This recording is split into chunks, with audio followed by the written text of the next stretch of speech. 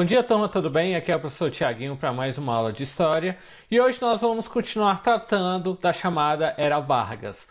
Na última aula, então, né, que está até o íconezinho aqui em cima, a gente viu o que foi os antecedentes, né, da Era Vargas, a trajetória de Getúlio Vargas até chegar ao poder em 1930 com a Revolução de 1930. Então dá-se início ao período que nós chamamos na história de Era Vargas, tendo como primeiro período o chamado governo provisório, que é o tema da aula de hoje, tá bom? Simbora! Para começarmos então a gente debater um pouco, discutir o conteúdo da aula de hoje, a gente pode analisar muito bem essa charge que vai resumir o que foi a Revolução de 30. Essa charge nós temos Getúlio Vargas de pé, empurrando a cadeira assim para uma pessoa cair da cadeira.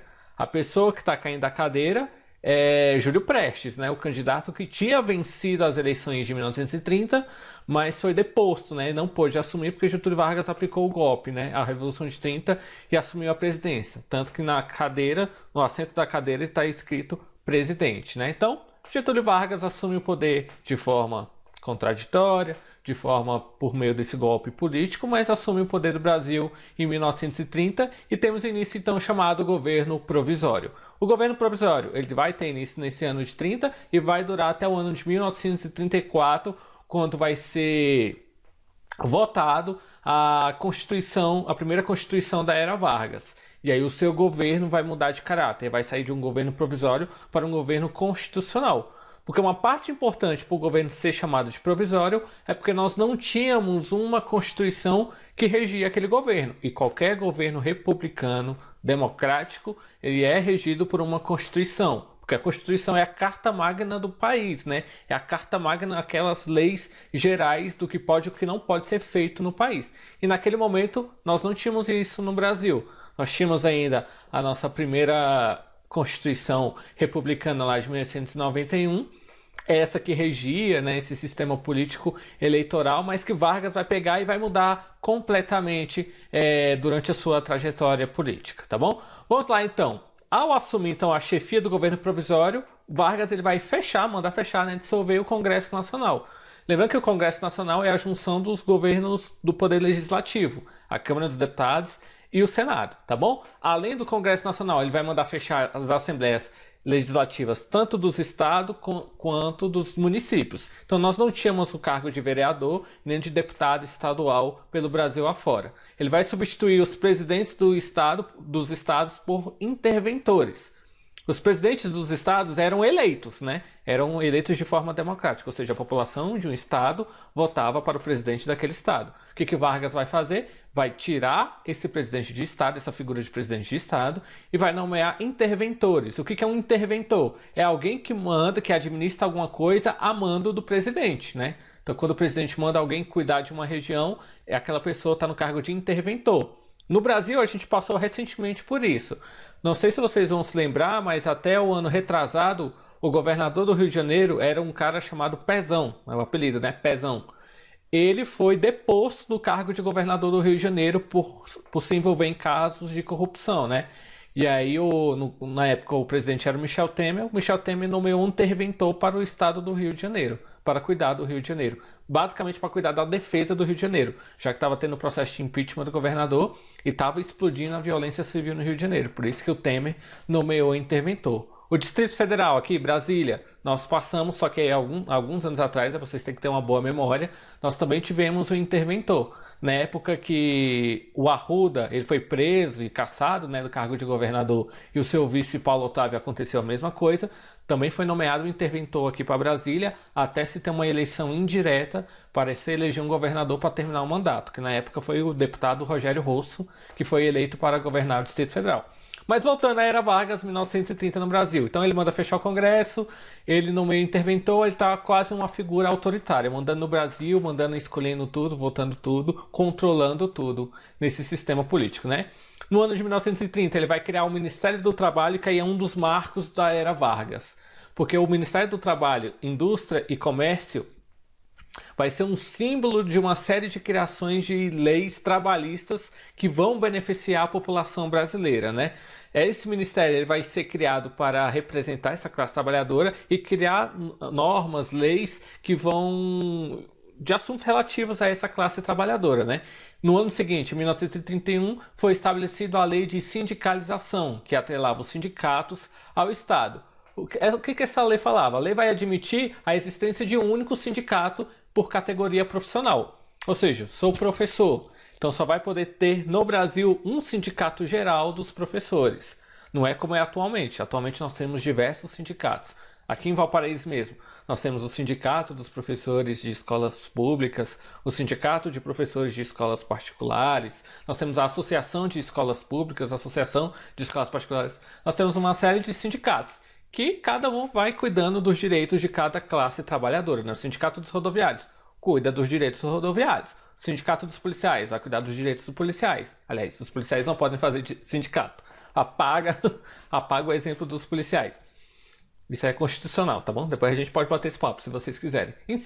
Mas em si, uma série de categorias profissionais tem os seus sindicatos. Então, qual foi a ideia de Getúlio Vargas? A partir do momento que ele cria a lei de sindicalização, ele vai meio que controlar um pouco a existência e o funcionamento desses sindicatos. Controlando a existência, ele vai controlar meio que os trabalhadores para não ter revoltas, greves, manifestações, tá bom? Esse era o sentido de tentar controlar, tá bom? Bom, foram concedidos benefícios como a fixação, essa lei de sindicalização e a criação do Ministério do Trabalho vão conceder benefícios aos trabalhadores, como a fixação da jornada de trabalho em 8 horas diárias. Detalhe que esse é mais ou menos ainda, por mais que o Temer e o Bolsonaro já tenham mexido um pouco nessa lei, mas esse é o regime de trabalho até hoje na categoria profissional no Brasil, tá bom? Foi criado em 1931, mas até os dias atuais ainda seguem essa regra, que é 8 horas por dia de trabalho, tá bom?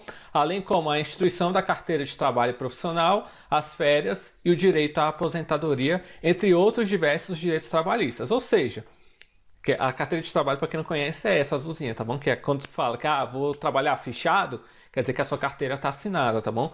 O que isso quer dizer, professor? Com a carteira assinada, vocês têm diversos de direitos que não tem quando você trabalha por contrato ou você faz bico, trabalho informal. Com carteira assinada, você tem uma série de direitos, né? Como férias. Se você for demitido, você tem acesso a seguro-desemprego, tem um fundo de garantia por tempo de serviço, né? E tudo mais. Então, tem uma série de auxílios para o trabalhador com a carteira de trabalho, para quem trabalha de forma fichada, tá bom? Quem vai criar todas essas leis trabalhistas? Getúlio Vargas, assim que assume o governo na década de 30. Qual era o objetivo? Então, Getúlio Vargas ele começava a criar um tipo de político que hoje é bem comum no Brasil, o chamado populista. O que é populista? É um político que é aquele sorriso aberto, governa abraçando todo mundo, apertando a mão de todo mundo, criando, às vezes, direitos que vai beneficiar muito as classes mais humildes, porque são as mais numerosas. Então você cria um benefício para essas classes, em troca você espera ganhar votos, ganhar alguma coisa lá na frente, tá bom? Então, esse é o jeito populista de governar, que vocês vão ver que alguns presidentes, ao longo da nossa história, que a gente estuda ainda esse ano, alguns presidentes seguiram esse caráter, esse biotipo populista criado por Vargas, tá bom? Vamos lá então, em 1932 nós vamos ter um código eleitoral novo, não é uma constituição, é um código eleitoral. A única coisa que vai se mudar neste momento é o formato das eleições, quem pode votar, tudo ligado às eleições. E vocês vão ver que Getúlio Vargas vai revolucionar em certo aspecto isso, tá bom? O primeiro ponto, então, de divergência que nós vamos ter no seu governo é que os grupos que apoiaram a Aliança Liberal, que era a aliança que elegeu Getúlio Vargas, né, foi a duração do governo provisório. Por qual motivo? Para alguns, o retorno à democracia deveria ser imediato. Então, assim que assumiu o governo provisório, já deveria ter conclamado uma Assembleia Constituinte, ter votado já uma Constituição, ter tornado o governo já constitucional. Já outros, né, era necessário realizar importantes reformas sociais e políticas no país, como a realização de mudanças na legislação eleitoral. Então, um grupo vai defender logo a mudança imediata, outros vão defender que se deve votar, criar, mudar algumas coisas antes de votar uma Constituição nova para o país. E uma dessas coisas era a nossa legislação eleitoral. Antes de eu passar, quem é que podia votar até este momento no Brasil? É uma regra criada ainda lá em 1891 com a nossa primeira Constituição republicana. Vamos ver se vocês lembram. Quem podia votar no Brasil? Homens, alfabetizados. O voto era censitário, ou seja, era por renda, é só quem tinha dinheiro. Então, serão homens alfabetizados que tinham dinheiro, era basicamente menos de 10% da população brasileira que podia votar. Então você imagina um país do tamanho que é o Brasil e bem menos da metade da sua população podia votar. Então as decisões políticas do país estavam concentradas na mão de poucas pessoas que podiam votar. E isso Getúlio Vargas ele vai mudar um pouquinho. Em fevereiro de 1932 vai ser instituído então o nosso primeiro Código Eleitoral Brasileiro. Nós já temos vários até hoje, tá bom? Código Eleitoral Brasileiro que vai criar a Justiça Eleitoral. Nesse sentido, a partir daquele momento então a fiscalização das eleições e o reconhecimento dos candidatos eleitos não seriam mais responsabilidades do Poder Legislativo. Não era mais o Congresso que cuidava das eleições, que cuidava da posse de um presidente, da posse de governador, da posse de deputados e senadores. Seria a Justiça Eleitoral, ou o Poder Judiciário nesse sentido, tá bom? Porque o Poder Judiciário, a Justiça Eleitoral é um órgão, né? É uma parte jurídica vinculada ao nosso Poder Judiciário. É o STF que cuida das eleições no Brasil, para vocês terem uma ideia. Entendeu? Não é o Congresso, não é o Bolsonaro, não é ninguém. É o STF que cuida das eleições. Quando eu falo que cuida das eleições, cuida de chamar a população para tirar o título de eleitor, para pegar os candidatos e ver se tem ficha limpa, para poder participar das eleições. A partir do momento que são eleitos, investigar se tudo aquilo que eles falavam na época das eleições é verdade, para poder sim dar posse a eles nos cargos que eles foram eleitos pela população brasileira. Então quem cuida dessa parte toda jurídica, né, do Brasil nas eleições é o STF. E isso foi criado lá com Getúlio Vargas em 1982. Esse Código Eleitoral, ele também vai instituir algumas coisas importantes e marcantes. Então é Getúlio Vargas que vai instituir o voto secreto, porque antes o voto ele era aberto. Todo mundo podia saber quem tinha votado. Por isso que nós tínhamos o voto de cabresto, né, na Primeira República, porque o voto era aberto. A partir desse momento o voto é secreto. Então, teoricamente, ninguém sabe quem você votou.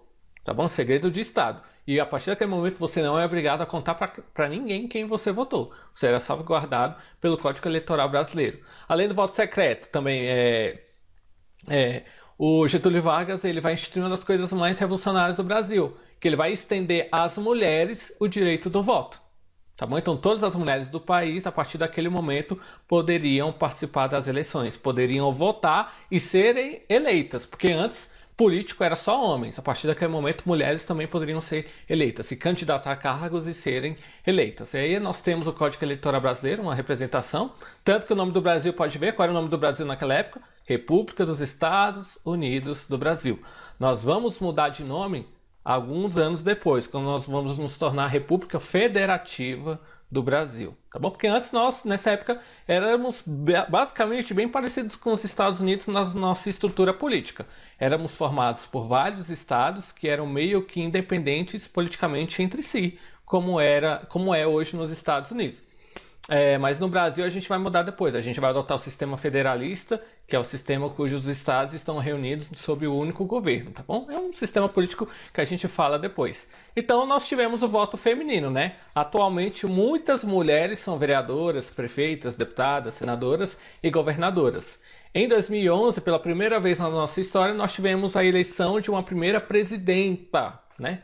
Existe isso na língua portuguesa, presidenta, a primeira mulher eleita para o cargo de presidente, para chefiar o poder executivo do Brasil, que foi a presidente Dilma Rousseff, tá bom? Eleita em 2011, foi impeachmentada em 2016, né? Na metade do seu segundo mandato ela recebeu impeachment, mas fica marcada na história como a primeira mulher que foi a presidente do Brasil, tá bom? Disso a gente não tem como mudar, tá bom? No entanto, nem sempre as mulheres puderam voltar a exercer cargos públicos no Brasil. Como a gente viu, até 1930 as mulheres não poderiam votar, não poderiam ser eleitas, né?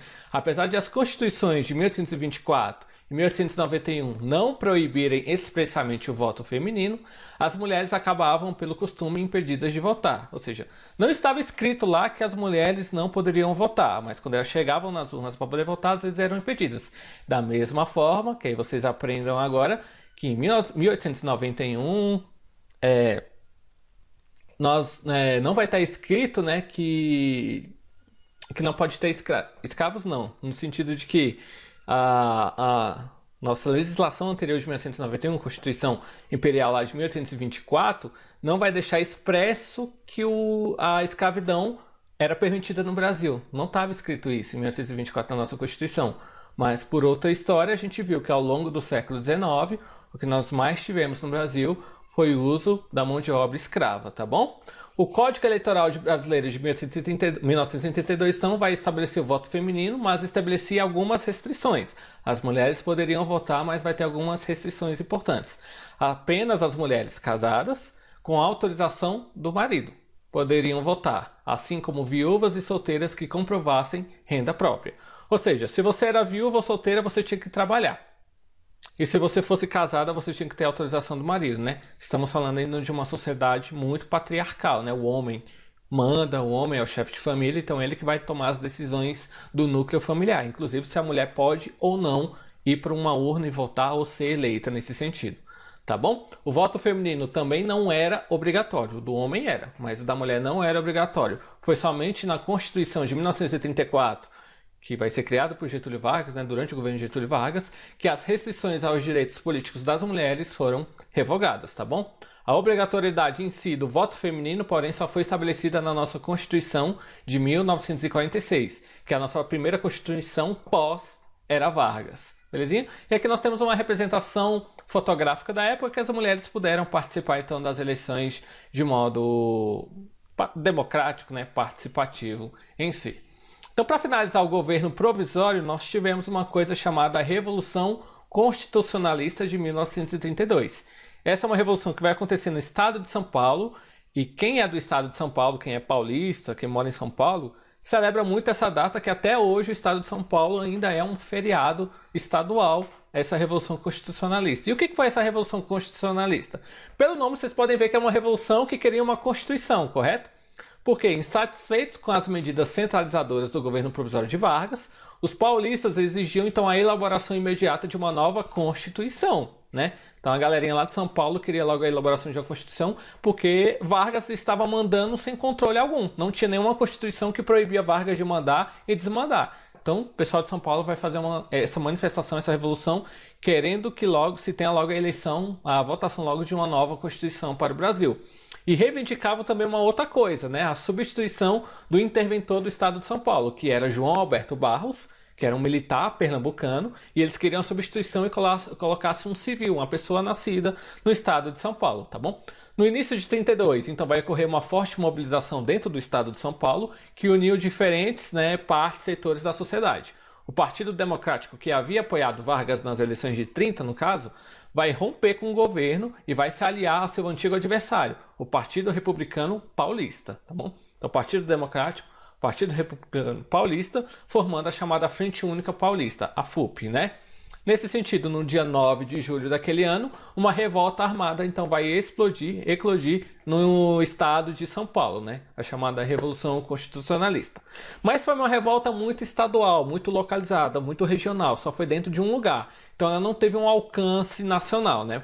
O que vai acontecer naquele dia? Tropas rebeldes do Exército Paulista vão ocupar os quartéis e tomar o controle do estado de São Paulo. O movimento esperava, assim, receber o apoio de mineiros e gaúchos. Então os paulistas esperavam que tanto o pessoal de Minas Gerais como do Rio Grande do Sul apoiassem a causa paulista para uma nova Constituição para o Brasil, né? Eles esperavam esse apoio, só que esse apoio não teve, tá bom? Tanto Minas Gerais como Rio Grande do Sul se mantiveram aliados ao governo de Getúlio Vargas. Isolados, então, os paulistas eles vão assinar a rendição após 3 meses de luta, né? Vão se render ao governo de Getúlio Vargas. Mas apesar dessa derrota militar, eles vão alcançar alguns sucessos importantes. Eram 2 coisas que eles queriam mudar, não era? Que o Brasil adotasse logo uma Constituição e que mudasse o interventor do estado de São Paulo. Apesar deles serem derrotados, eles vão conseguir alcançar as 2 coisas. Por qual motivo? Porque após o ano de 1932, Getúlio Vargas vai começar a se organizar o país para uma Assembleia Constituinte, que vai ser instalada no ano seguinte, para votar a nossa nova Constituição de 1934. E no estado de São Paulo vai mudar o interventor. Vai sair João Alberto Barros e Getúlio Vargas vai nomear Armando Salles de Oliveira para governar o estado de São Paulo em nome do governo. Ou seja, foi uma revolução que deu errado, mas deu certo. E é por isso que o estado de São Paulo celebra até os dias atuais, tá bom? Nós temos um cartaz então criado durante a Revolução Constitucionalista. Nós podemos ver que a figura do bandeirante segurando, né, Getúlio Vargas, um outro soldado segurando a bandeira de São Paulo, né? E aí escrito abaixo a ditadura, porque o governo estava muito autoritário mesmo, Getúlio Vargas, nesse período. Então a Revolução Constitucionalista queria criar um mecanismo democrático de controle do presidente. E aqui nós temos outros dois cartazes que conclamavam a população a participar da Revolução Constitucionalista. À esquerda nós temos paulistas às armas, né? Um soldado tocando esse instrumento, eu acho que é corneta, né? Mas pode ter outro nome. E à direita nós temos um outro soldado apontando para quem está vendo o cartaz, né? Com a bandeira de São Paulo ao fundo, escrito: você tem um dever a cumprir, né? Apoiar a causa paulista na Revolução Constitucionalista de 1982. Beleza, turma? Então, para fechar a aula de hoje, nós temos essa sequência de charges. E esquentem não, nossas aulas a partir deste momento começam a ter muita charge, porque já é um Brasil recente, então nós temos outras coisas além de textos para ilustrar bastante as nossas histórias, tá bom? Nós temos aqui todo um tipo quadrinhos da chamada Era Vargas, de 1930 aliás, não é toda a Era Vargas, até o início do Estado Novo, tá bom? Então nós temos 1930 Getúlio Vargas assumindo o governo, então ele feliz, né, sorridente. 31 ele também ali no governo provisório está sorridente. Em 32 vai acontecer então a Revolução Constitucionalista em São Paulo. Então pode ver que ele fica com um semblante sério. Mas em 1933 ele começa a governar, continua governando de boa, tranquilamente, então por isso que ele está sorrindo. Em 34 nós vamos ter a instalação de uma Constituição no Brasil que vai eleger Getúlio Vargas para continuar no poder, então ele vai continuar sorrindo em 35. Em 36 ele começa a mudar o semblante. E por que ele vai mudar o semblante? Porque ele vai começar a planejar um golpe político para continuar no poder do Brasil.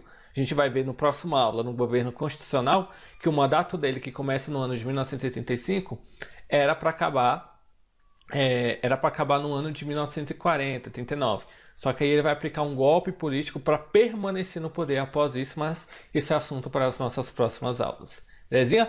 Turma, muito obrigado pela atenção na aula de hoje. Peço que, se ficarem com dúvidas, né, segue o roteiro. Vocês podem me procurar no WhatsApp. Assistam a aula de hoje, assistam a aula da semana passada, para vocês terem um entendimento já dessa... A gente já está na metade da chamada Era Vargas, então entender como é que ela começou e como é que ela chegou até o presente momento, né? A gente parou em 1933, 34. Próxima aula a gente estuda então o governo constitucional. O que aconteceu no governo constitucional da Era Vargas. Tudo bem? Turma, fiquem com Deus, um forte abraço e até a próxima.